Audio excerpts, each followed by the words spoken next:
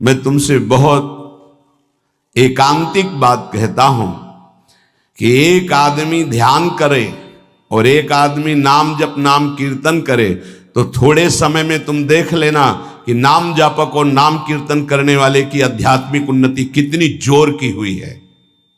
पूज्य बाबा साक्षात ब्रह्म है।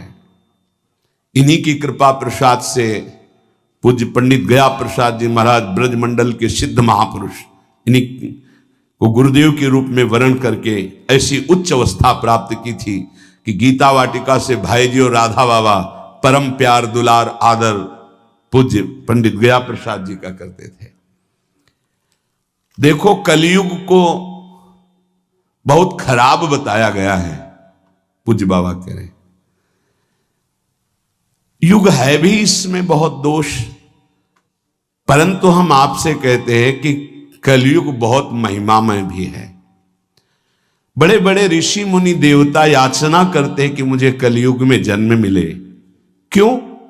क्योंकि केवल नाम जप और नाम कीर्तन से इसमें वो पद प्राप्त होता है जो बड़ी बड़ी तपस्या यज्ञ ध्यान साधना से भी नहीं होता। ये बड़े अमृतमय वचन, इनको पकड़ो। सार बात नाम जप नाम कीर्तन गुण कीर्तन। देखो स्वयं भगवान ने कहा है यज्ञानाम जप यज्ञोस्मि, सब यज्ञों में श्रेष्ठ यज्ञ मैं हूं, जप यज्ञ।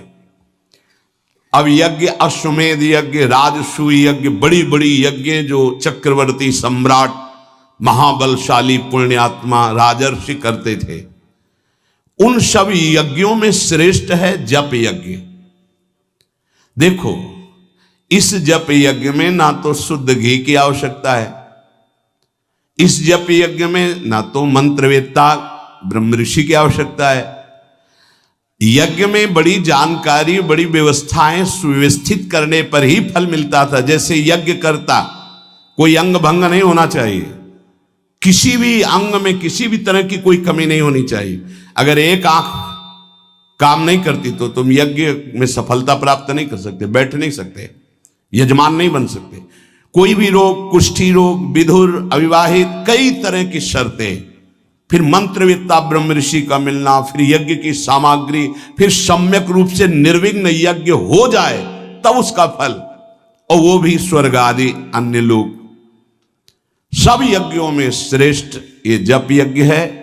इसे बालक भी कर सकता है, बूढ़ा भी कर सकता है, स्त्री भी कर सकता, कोई भी कर सकता है, बिना पढ़े लिखे कोई भी हो।